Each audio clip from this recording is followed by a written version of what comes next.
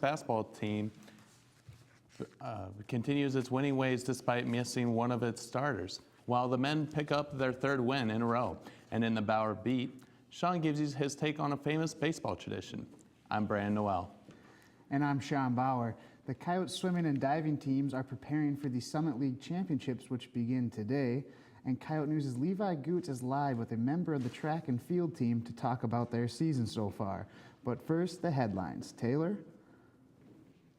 Anthony Bosch was sentenced to 4 years in prison yesterday.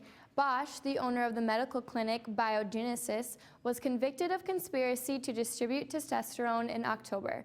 Bosch's clients included professional baseball players Alex Rodriguez and Ryan Braun, as well as high school athletes in the Miami area. Former UFC middleweight champion Anderson Silva failed his post-fight drug test after his bout on January 31st against Nick Diaz. Silva also failed a random pre-fight test on January 9th and is subject to suspension by the UFC for testing positive for banned substances.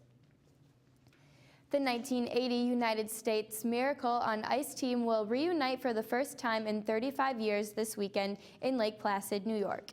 As part of their reunion, the team will raise team member Bob Suter's jersey to the rafters after Suter passed away this past September from a heart attack. The reunion is part of a celebration of the team's upset of the Soviet Union and Olympic gold win. And those are your headlines.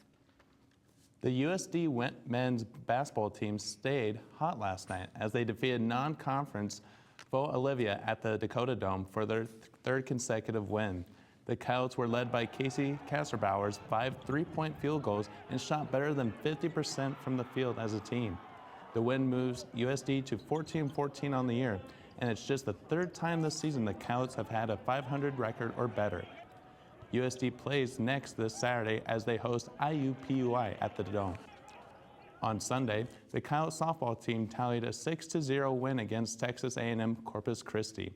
Sophomore Rachel Q retired 21 of the 25 batters she faced. She allowed a single to Mackenzie Griebel to start the fourth inning and walked 4.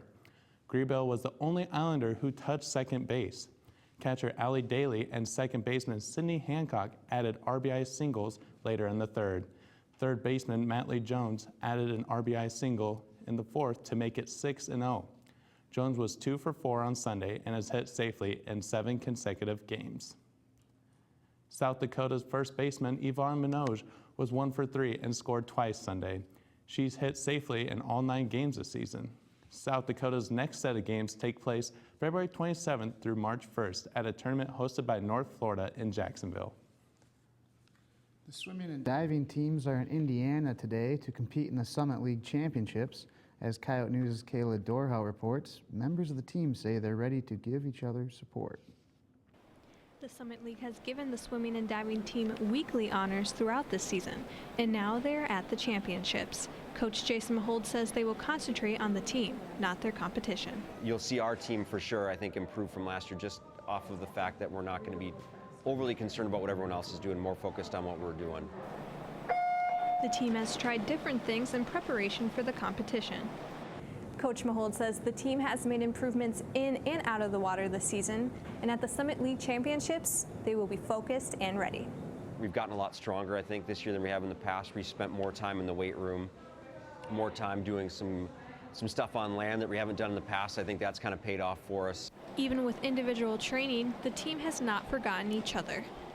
Our team is very much about support. Jason, every meet, doesn't let us lose the support. Corey Bonicelli likes being there for his teammates. I really enjoy motivating my teammates and having my teammates motivate me, just cheering each other on, being there for each other. That support system will start today and won't quit until the Summit League Championships are over. Using each other to build momentum and I guess just continue motivating each other and creating positivity, because the positivity really spreads throughout the team. For Coyote News, I'm Kayla Dorhout. The swimming and diving teams will compete at the championships until Saturday. Coyote News with us as a member of the USD track and field team to talk about their season so far. Levi? In this week's Bauer Beat, Sean gives you his take on a famous... Thank Thanks, Brandon. We're here with Tyler Frank of the USD track and field team, and we're going to talk with them about the season so far. Thanks for being with us. So you won the high jump event at SDSU last week. How are you transferring the momentum of that to the meet this week?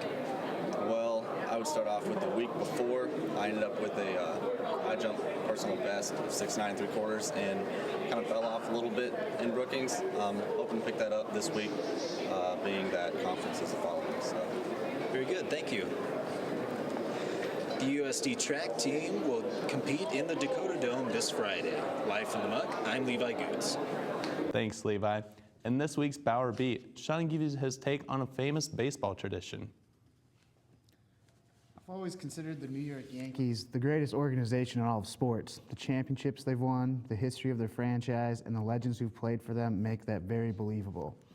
When Babe Ruth, Lou Gehrig, Mickey Mantle, and Joe DiMaggio all have their jerseys retired by the Yankees, it means you have to be an all-time great to get your number retired. Well, apparently now you just have to be a good player on a great team, as evident by the retirements of Bernie Williams, Jorge Posadas, and Andy Pettit's numbers coming this year. Look, all three were good players, but they were on great Yankee teams. But just because you were a member of a great team doesn't mean your jersey should be retired. All three more than likely won't even be elected into baseball's Hall of Fame, nor are any considered all-time greats at their respective positions. The Yankees are ruining one of their greatest traditions, which is to honor their true legends of the game. When they retire Mariano Rivera and Derek Jeter's jerseys in the future, it won't mean as much now because these three guys getting their jerseys retired. And Jeter and Rivera are two of the greatest players at their positions ever. So please, for the sake of baseball, Yankees, only retire the jerseys of those who are worthy of it. And that's the Bauer Beat.